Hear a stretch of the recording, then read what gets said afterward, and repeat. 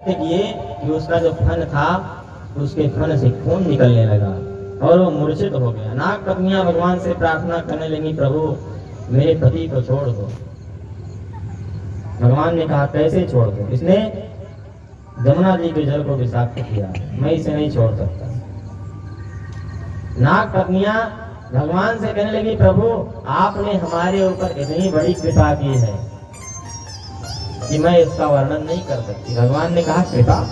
अरे मैंने तुम्हारे पति को मारा है, फिर कृपा कहां से की? तो नाग पत्नी ने कहा, प्रभु इस कृपा को केवल वही लोग जान सकते हैं जो आपको जानते हैं। भगवान ने कहा कैसी कृपा की? अरे हमने तुम्हारे पति को मार करके मूर्छित कर दिया, देखो वो कैसे पड़ा हुआ। तो नाग पत्नी ने कहा, प्रभु मैं जानती हूँ, राजा बलि ने त्रैलोक्य का राज्य जब आपको दे दिया तब आपने जा करके उसके मस्तक पर एक चरण रखा। और आज मेरे पति कितने भाग्यशाली हैं जिन्होंने ना कभी तप किया, ना कभी जप किया, ना कभी आपका ध्यान किया, ना कभी आपका पूजन किया, और आपने मेरे पति के मस्तक पर अपने दोनों चरण रख दिए। कितने भाग्यशाली। न्यायो हि दंडः कृत किल विशेषमिन् तवावतारा खल निग्रहाय त्रिपो सुतानामपि तुल्यदृष्टे हस्ते रमं फलदेवानुशंसनम्। नाग पत्नियां कहते हैं, न्यायो ही दंडः कृत किल विशेषमिन्। मैं जानती हूँ आपका जन्म केवल न्याय के लिए हुआ, धर्म के लिए हुआ है। आपने मेरे पति को मारा, आपने न्याय किया, आपने सही किया। अगर हम लोगों का सौभाग्य ना होता तो आपका आज दर्शन ना होता। आपका दर्शन पाने के लिए पता नहीं कितने जप करते हैं ऋषि मुनि, पता नहीं कितने तप करते हैं, पूजा पाठ करते हैं, तब जा करके आपका दर्शन होता है। आपका चरण जल्दी किसी को मिलता नहीं है। आपने अपना दोनों चरण मेरे पति के ऊपर रख करके हमारे जीवन को धन्य कर दिया, मेरे पति के जीवन को धन्य कर दिया। कहती हैं कि जो आपके चरणों में है वो कहीं नहीं, वो सुख कहीं नहीं है, आज वो आपने दे दिया। न नाकपृष्ठं न च सार्वभौमं न पारमेष्ठ्यं न रसाधिपत्यं न योगि सिद्धिर पुनर्भवं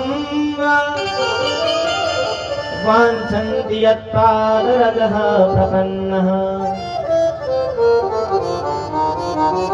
नाग पत्नियां कहती हैं कि आपके चरणों की रज जिसको मिल जाए उससे बड़ा भाग्यशाली इस संसार में कौन हो सकता है। ऐसा सुख न नाकपृष्ठं न सार्वभौमं, न स्वर्ग में ऐसा सुख है, न वैकुंठ में ऐसा सुख है जितना आपकी चरणों की रज में है। आपने मेरे पति को अपने चरणों की रज प्रदान की, इससे ज्यादा भाग्यशाली कौन हो सकता। भगवान प्रसन्न हो गए नाग पत्नियों के ऊपर और बोले देवियों मांगो, क्या मांगती, मैं तुम्हारे ऊपर प्रसन्न हूँ। नाग पत्नियों ने कहा, प्रभु पति प्राणा प्रदीयताम, अगर आप मुझे कुछ देना चाहते हैं तो मेरे पति के प्राणों को दे दीजिए, छोड़ दीजिए उनको। भगवान ने कहा, अगर ऐसी बात है तो मैं छोड़ देता हूँ। भगवान ने कालिया के नाग के फन के ऊपर से अपना पैर जैसे हटाया, तुरंत वो फुफकार के खड़ा हो गया। भगवान ने कहा, देखो अभी इसके ऊपर इतना नृत्य किया हूँ, फिर भी इसकी बुद्धि जो है वो सही नहीं हुई, देखो कैसे अकड़ रहा हूँ। नाग पत्नियों ने कहा, अभी तो किसी तरह समझा करके मनाई हूँ, अभी फिर से लेने के देने पड़ जाएंगे, या तो तब बैठे रहो। कालिया नाग ने कहा, कैसे बैठा रहूं, मेरी गलती क्या है, मुझे इन्होंने क्यों मारा, कारण क्या है, मैंने क्या किया जो उन्होंने मारा। भगवान ने कहा, तूने क्या किया है, तूने क्या नहीं किया। जमुना जी के जल को विषाक्त कर दिया, जिसकी वजह से अनेक गैया बछड़े मर रहे हैं। उसने कहा, प्रभु इसमें गलती किसकी है, इसमें गलती किसकी है, मेरी गलती तो आप बताएं। भगवान ने कहा, क्यों, गलती तुम्हारी नहीं तो और किसकी है।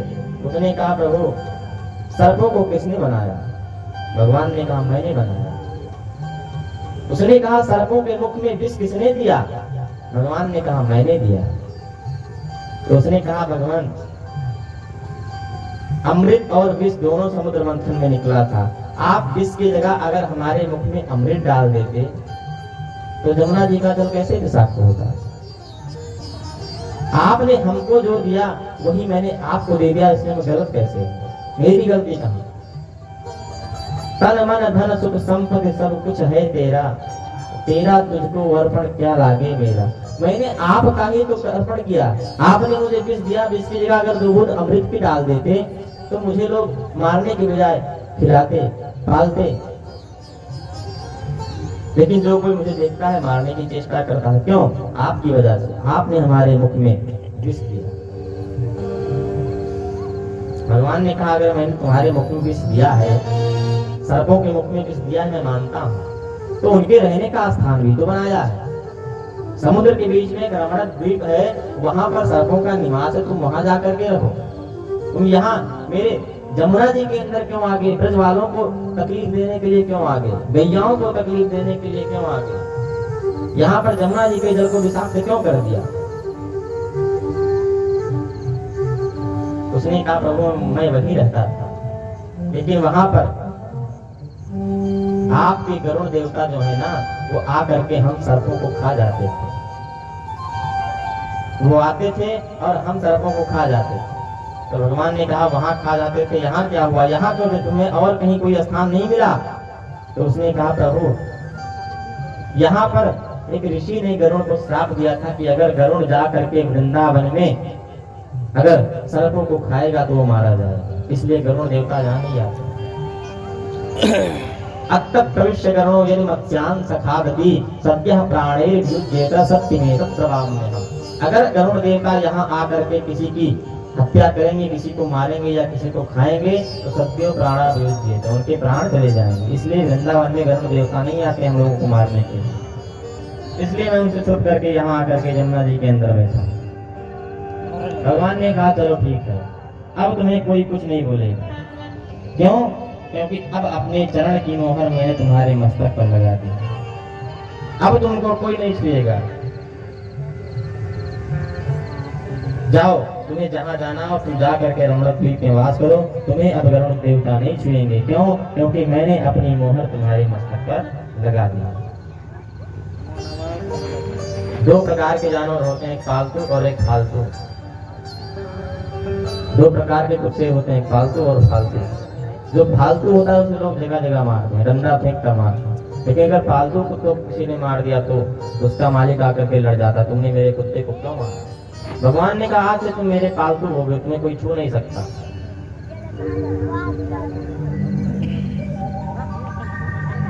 अब तुम्हें कोई नहीं छू सकता। कालिया नाग भगवान को प्रणाम किया और वहां से चल गए। इधर क्या हुआ? बरसात का मौसम आया, शरद ऋतु आई।